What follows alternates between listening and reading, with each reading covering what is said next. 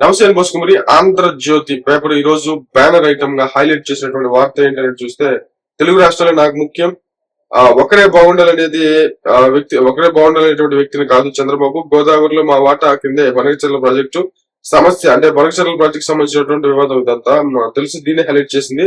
మరి సమస్యలు సామరస్యంగా పరిష్కరించుకుందాము, మరి నిపుణుల కమిటీ ముందుకు అన్నిటిపైన చర్చిద్దాము, అయినా తగ్గకపోతే అఫైర్స్ కౌన్సిల్ కు చర్చిద్దాము, మరి వృధాకపోయేటువంటి వరద నీరుపై బనకచెర్లకు వాడుకుంటాం, మరి అది కూడా ఎగువ రాష్ట్రాలకు వాడుకున్నాకే. అదే విధంగా తెలంగాణ పథకాలకు ఎప్పుడు అడ్డు చెప్పును, వాటి కోసం కర్ణాటక మహారాష్ట్రలో పోరాడా.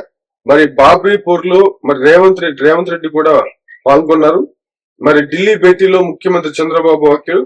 మరి 50 ఏళ్ల గోదావరి వరద లెక్కలను పరిగణలోకి తీసుకుని ఎగువ రాష్ట్రాలను వాడుకున్నాక మిగిలినటువంటి జలాలు సముద్రంలోకి వృధాకు పోకుండా రాష్ట్ర అవసరాల కోసం వినియోగించుకోవడం పోలవరం బనకచెర్ల పథకం ఉద్దేశము. మరి గోదావరిలో మా రాష్ట్రం వాటా మా రాష్ట్రం మేరకే దీన్ని చేపడుతున్నాము. తెలంగాణ ప్రాజెక్టుల నిర్మాణానికి నేను ఎప్పుడు అటు చెప్పను. మరి రెండు రాష్ట్రాల్లో విడిపోయినటువంటి ప్రాంతాలు, పార్టీలకు అతీతంగా తెలుగు ప్రజలు కలిసే ఉంటారు అని చెప్పి చంద్రబాబు నాయుడు గారు చెప్పినటువంటి విషయాన్ని హైలైట్ చేసేటువంటి ప్రయత్నం చేశారు. బనకచెర్ల కృష్ణా గోదావరి సమస్యలపై నిపుణుల కమిటీ అనేటువంటి విధంగా కేంద్ర ఆధ్వర్యంలో 21లోగా ఏర్పాటు మరి నిమ్మలు చెప్పారు.